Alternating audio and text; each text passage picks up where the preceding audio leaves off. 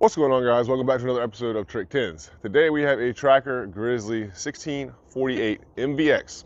Another first look at one of these tracker boats. Kind of crazy, we've had a bunch of trackers come through the channel lately and they're all different models. But this one has a side console in it. It's pretty neat. This customer wants to get some pods on here. He's already got some of my hatches into the back deck. He's got a back bench kit in here that he's had in here for a couple years. So we get to check out some of the older hatches that I've got in here. And he's built a cool little compartment up in the front for all his switches and stuff. I'm gonna show you guys that too. It's a pretty cool little build. I'm gonna turn this camera around. We're gonna get right into it. All right, so check it out, guys. This is a 2019 Tracker 1648 MVX. First one we see. It's got the cool camo paint job on it. He does a lot of catfishing. He's got his little homemade rack set up here, catching catfish. This is the bench kit that I was telling you about. This was purchased a while back. He did say that these are heavy duty and they've held up well for him. Not much else you can say about these. Quality, it's held up pretty well for him. I mean, literally, they still look exactly the way they did when I made them for him a couple years ago. He's got something a little different back here. When he bought this boat, it came with this piece. This is like 1/4 inch thick. It actually looks pretty good. Pretty flush and pretty sturdy. So only the issue to it is if you're getting this thing in and out, it's a little bit bulky and heavy. But I mean, how often do you have to get in there to fill up the gas tank for this little 20 horsepower 4-stroke Merc? Probably sips fuel. It looks pretty good. Got a nice little back deck. He's got lots of floor space in here, and I mean, he's a catfisherman, so he doesn't need but so much deck space in here. This front deck that he does have, though, is pretty cool. He cut this hole out. Actually, I've got a new hatch for him for this, and he reused that hatch that was up there, and he got it down here in the face. Now, this is not installed yet, but he's still working on finishing this wiring up. But look at that. That is really cool. He did a killer job on that.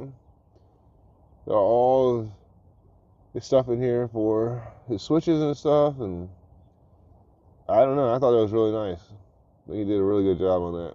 Looks cool. And then he's got a Tarova trolling motor on a quick release bracket.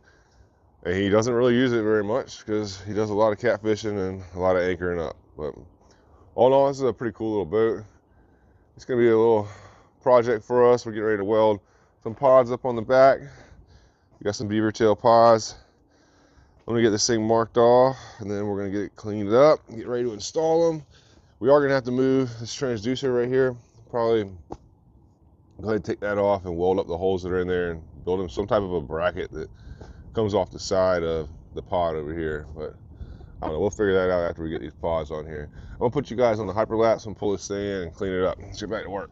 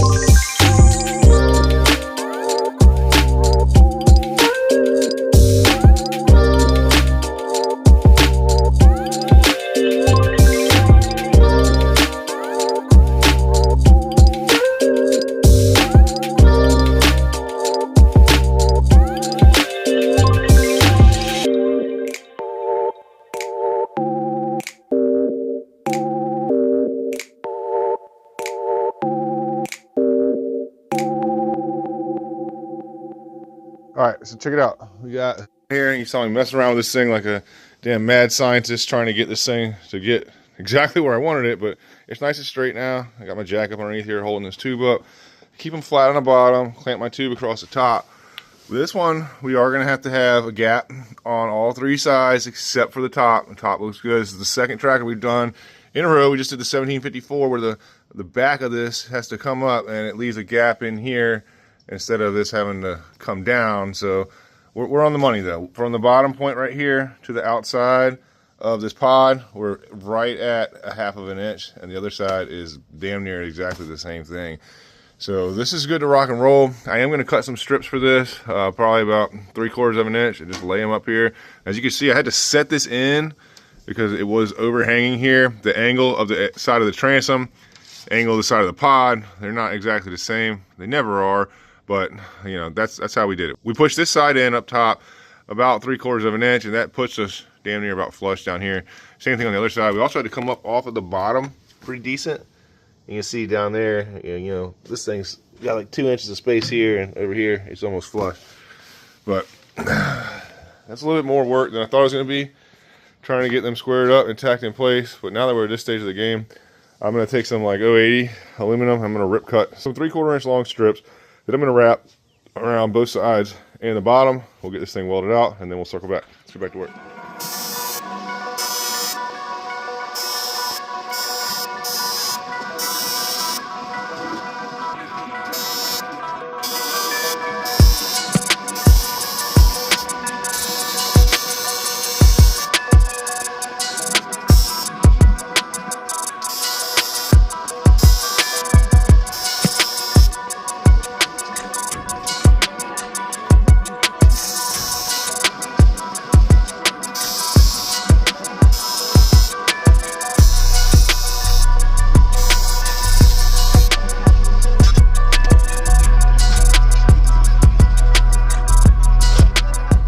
All right, guys, so one last fit check.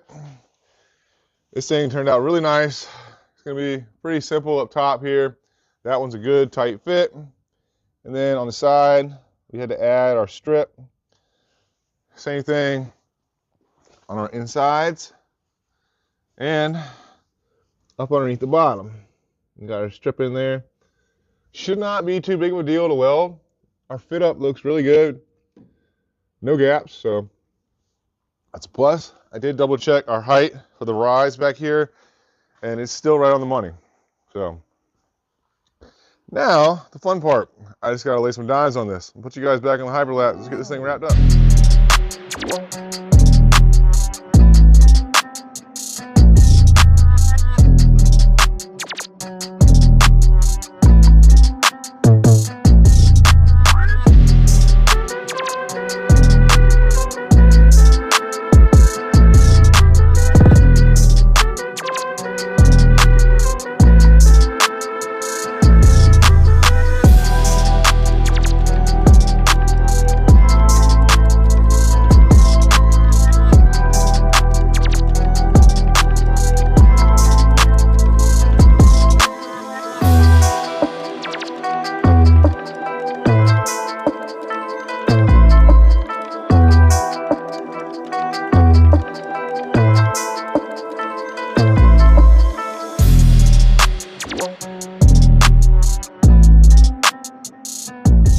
All right, so we got her all finished up.